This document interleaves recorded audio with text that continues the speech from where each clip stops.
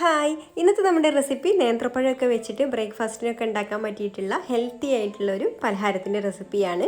അപ്പോൾ ഇത് നമുക്ക് കറിയൊന്നും ഇല്ലാതെ തന്നെ കഴിക്കാൻ നല്ല ടേസ്റ്റാണ്. കുട്ടികൾക്കായാലും മുതിർന്നവർക്കായാലും ഒക്കെ ഒരുപോലെ ഇഷ്ടപ്പെടുന്ന ഒരു റെസിപ്പിയാണ് കേട്ടോ ഇത്. അപ്പോൾ നമുക്ക് പെട്ടെന്ന് തന്നെ ഇതെങ്ങനെയാണ് തയ്യാറാക്കുക എന്നുള്ളതൊന്ന് നോക്കാം. അപ്പോൾ ഇതുണ്ടാക്കാൻ വേണ്ടിയിട്ട് ഞാൻ ഇവിടെ 2 നേന്ത്രപ്പഴം എടുത്തിട്ടുണ്ട്. അത്യാവശ്യം നന്നായിട്ട് പഴുത്തിട്ടുള്ളൊരു നേന്ത്രപ്പഴമാണിത്.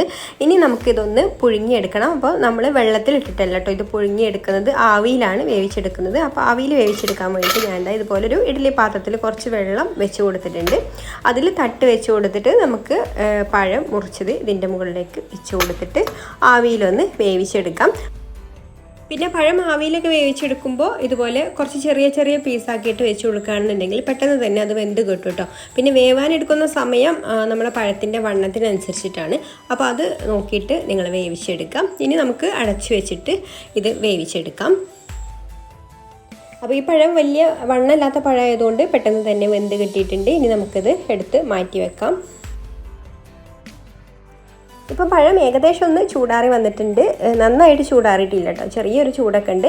ഇനി നമുക്കിതിൻ്റെ തൊലിയൊക്കെ ഒന്ന് മാറ്റിയതിന് ശേഷം ഇത് അരച്ചെടുക്കാൻ വേണ്ടിയിട്ട് മിക്സിയുടെ ജാറിലേക്ക് ഇട്ട് കൊടുക്കാം. അപ്പോൾ ജാറിലേക്ക് ഇട്ട് കൊടുക്കുമ്പോൾ ഇതുപോലെ കൈകൊണ്ട് തന്നെ ചെറുതായിട്ടൊന്ന് മുറിച്ചിട്ട് ഇട്ട് കൊടുക്കാം. അങ്ങനെ നമ്മൾ എല്ലാ പഴവും ഇതിലേക്ക് 2 നേന്ത്രപ്പഴം ഇതുപോലെ മുറിച്ചിട്ട് ഇട്ട് കൊടുത്തിട്ടുണ്ട്. ഇനി നമുക്കിതിലേക്കൊരു 2 ടേബിൾ സ്പൂണ് പഞ്ചസാര ചേർത്ത് കൊടുക്കാം. പിന്നെ ഒരു 1/4 ടീസ്പൂണ് ഏലക്കാപ്പൊടിയും കൂടെ ചേർത്ത് കൊടുക്കുന്നുണ്ട്.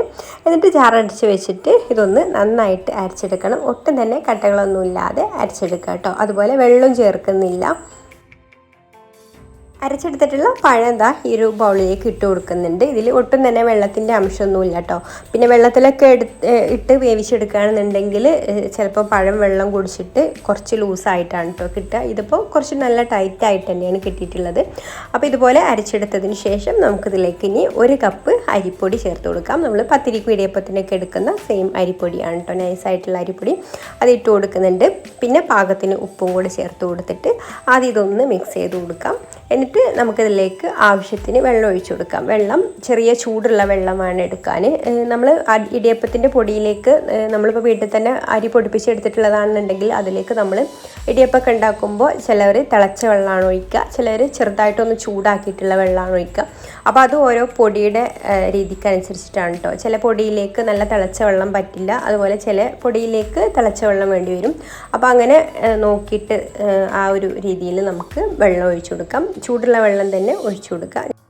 പിന്നെ വെള്ളം ഒഴിച്ചു കൊടുക്കുമ്പോൾ കൂടി പോകാതെ ശ്രദ്ധിക്കണം. കാരണം പഴം ചേർത്തതുകൊണ്ട് കൂടുതലായിട്ട് വെള്ളത്തിൻ്റെ ഇതൊന്നും വേണ്ടി വരില്ല. ആ പഴത്തിൽ തന്നെ അത്യാവശ്യം ഒരു മാവ് കുഴച്ചെടുക്കാൻ വേണ്ട വെള്ളം ഉണ്ടാവും. പിന്നെ കുറേശ്ശെ ഒഴിച്ചു കൊടുത്തിട്ട് കുഴച്ച് നോക്കിയിട്ട് ഒഴിച്ചു കൊടുത്താൽ മതി കേട്ടോ. അപ്പോൾ ഞാൻ കുറേശ്ശെ ആയിട്ട് ചേർത്ത് കൊടുത്തിട്ട് ഇതുപോലെ ഒന്ന് മിക്സ് ചെയ്ത് കൊടുക്കുകയാണ്.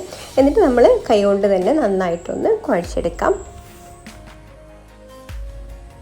പിന്നെ നിങ്ങൾക്ക് ഈ വീഡിയോ കണ്ടിട്ട് ഇഷ്ടമായിട്ടുണ്ടെങ്കിൽ ഒന്ന് ലൈക്ക് ചെയ്യാൻ മറക്കരുത്. ഇഷ്ടപ്പെട്ടില്ലെങ്കിൽ ഡിസ്ലൈക്കും ചെയ്യാം. അതുപോലെ തന്നെ നിങ്ങളുടെ അഭിപ്രായങ്ങളൊക്കെ താഴെ കമൻറ്റ് ചെയ്യാം. പിന്നെ ഈ ചാനൽ സബ്സ്ക്രൈബ് ചെയ്യാതെ കാണുന്ന കൂട്ടുകാരാണെങ്കിൽ ഒന്ന് സബ്സ്ക്രൈബും കൂടെ ചെയ്തിട്ട് സപ്പോർട്ട് ചെയ്യണേ. ഇപ്പോൾ ഞാനിവിടെ മാവ് നന്നായിട്ട് തന്നെ കുഴച്ചെടുത്തിട്ടുണ്ട് കേട്ടോ. ഇനി നമുക്ക് നമ്മുടെ ഇടിയപ്പത്തിൻ്റെ അച്ചാണ് വേണ്ടത്. അപ്പോൾ അത് ഇടിയപ്പത്തിൻ്റെ 7 അഴി എടുത്തിട്ടുണ്ട്. അതിൻ്റെ ഉള്ളിൽ ഞാൻ ഇത് ഒട്ടിപ്പിടിക്കാതിരിക്കാൻ വേണ്ടിയിട്ട് കുറച്ച് ഓയിലൊന്ന് ആക്കി കൊടുത്തിട്ടുണ്ട് കേട്ടോ. അപ്പോൾ അതിൽ അച്ചിട്ട് കൊടുത്തിട്ട് നമുക്ക് കുറേശ്ശെ ഇതിലേക്ക് മാവാക്കി കൊടുക്കാം.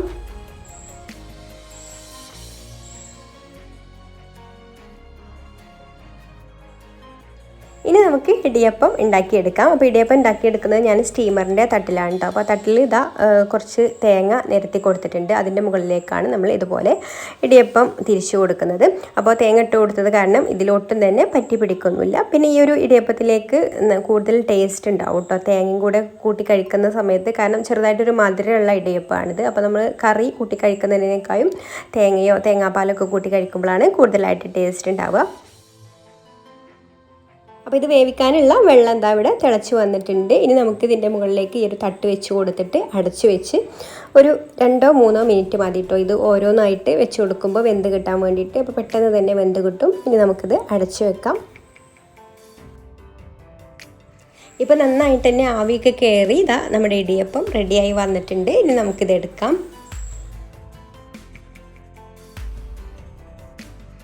അപ്പോൾ അത് ഇത്രയേ ഉള്ളൂ. നേന്ത്രപ്പഴം വെച്ചിട്ട് ഹെൽത്തി ആയിട്ടുള്ള ഇടിയപ്പം ഇവിടെ റെഡി ആയിട്ടുണ്ട്. അപ്പോൾ കുട്ടികൾക്കൊന്നും കറിയൊന്നും ഇല്ലാതെ തന്നെ കഴിക്കാൻ പറ്റിയിട്ടുള്ള നല്ല സോഫ്റ്റ് ആയിട്ടുള്ള ഇടിയപ്പമാണ് കേട്ടോ ഇത്. അപ്പോൾ എല്ലാവരും ഒന്ന് ട്രൈ ചെയ്ത് നോക്കിയിട്ട് ഫീഡ്ബാക്കൊക്കെ അറിയിക്കണേ. അപ്പോൾ നിങ്ങൾക്ക് ഈ ഒരു റെസിപ്പി ഇഷ്ടമായിട്ടുണ്ടാവുമെന്ന് വിചാരിക്കുന്നു. അപ്പോൾ ഇനി മറ്റൊരു നല്ല റെസിപ്പിയുമായിട്ട് അടുത്ത വീഡിയോയിൽ കാണാം. താങ്ക്